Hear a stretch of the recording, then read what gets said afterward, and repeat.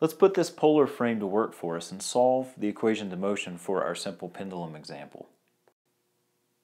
Our first step is to apply reference frames to the problems. So we start with an inertial reference frame. And this basis is composed of E1, E2, and E3. And E1 we're pointing along gravity or along OP when the angle theta is equal to 0. E3 out of the page, and then E2 is E3 crossed with E1. Then let's define our polar frame B. And it has a basis of ER, E theta, and EZ. ER defining the direction between O and P. EZ is in the same direction as E3. And then E theta is EZ crossed with ER. But always double check and make sure that E theta is pointing in the direction of positive theta, where theta is increasing. Now our next step, and this is a new step, is to define the relationship between the reference frames. And we do that two ways. We do it with a transformation table that we'll develop in a moment, and then we'll also define that in terms of how the reference frames move with respect to each other, and that's with the angular velocity of reference frame B as observed in reference frame I. So first draw a sketch of the basis vectors. So let's start with the vector ER and define it in terms of E1 and E2. And ER has a projection onto the E1 axis of cosine theta, so we get a positive cosine theta E1, and then the projection onto the E2 axis is the length sine theta, and so it's positive sine theta E2. And so these two expressions give us the following transformation table.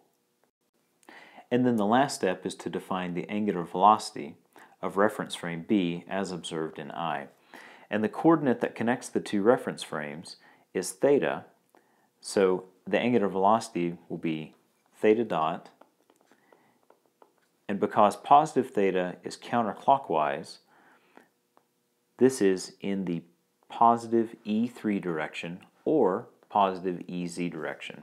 And remember we said that we're going to put those in the basis that's furthest away from the inertial reference frame, or the most recent basis. So in this case we choose to use EZ. And now that we've completed the setup, it's time to develop the equation into motion, and we do this using Newton's second law in vector form, which is all the forces applied to point P is equal to the mass of particle P multiplied times the acceleration of P as observed in the inertial reference frame. And so let's determine each of these portions and substitute them in. Let's take care of the left-hand side, and to do that we draw a free body diagram. And on the free body diagram we include all the forces that are acting on the particle P. First force that we have is the force due to gravity, which is mg, and we can't stop there. We can't just stop with a scalar, but we need to put a direction on. So it's mg, and that's acting in the positive E1 direction because we've defined E1 as going down. The next force that we have is the constraint force, which is along the direction of the massless rod. And so we can put our force here, and we'll call this force F. And the direction of F is along the length of the cylinder rod. And so when we come up and we look at our basis vectors, we see that we have ER, that is along the length of the rod. And so we can put this in as F in the ER direction. If we chose to, we could put this in as F in the negative ER direction, and we would simply get a sign flip when we get the constraint equation that tells us what that force actually is. And so to complete the left-hand side, we get that F sub P is equal to F in the ER direction plus mg in the E1 direction. So take a look at this expression, and you can see that we're now in a mixed basis. We've got F in the ER direction and mg in the E1 direction, and we're mixing our basis from our polar frame and our inertial frame. Now later on, what we can do is we can exchange these. We can say that ER is equal to cosine E1 plus sine theta E2, or that E1 is equal to cosine theta ER minus sine theta E theta. So because we have our transformation table, we can easily transform from basis to basis and all's well. But don't do that quite yet, because we're going to work through the problem and we're going to decide which basis we want to transform into, because typically one is going to be more difficult to do the algebra in than the other. And you'll see that as we work this. So now let's continue. And we're going to work on the right-hand side. We have the mass multiplied times the acceleration of point P as observed in the inertial reference frame. The mass is simply going to be m, and then we need to work on our kinematic. We always start with the position vector, and this is the position vector of P with respect to O, and it's defined by the length of the cylinder rod, and that rod is always pointing in the ER direction, because ER is defined as the direction pointing from O to P.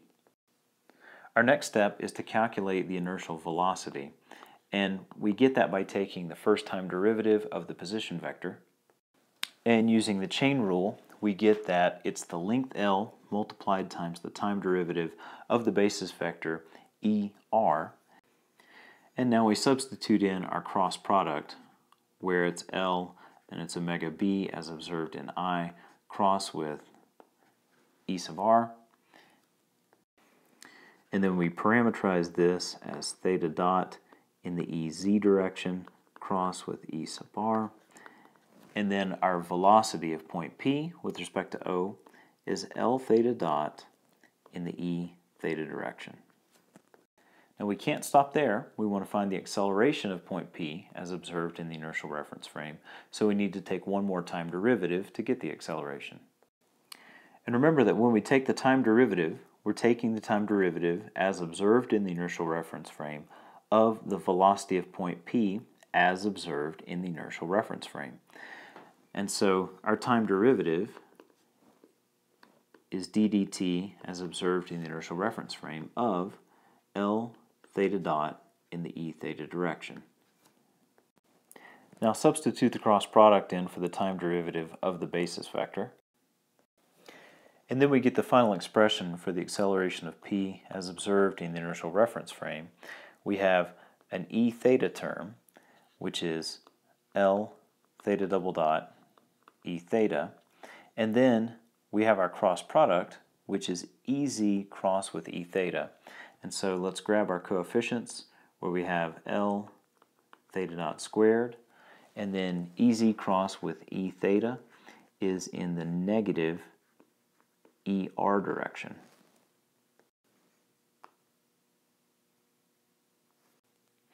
And so now it's time to plug all this in into Newton's second law.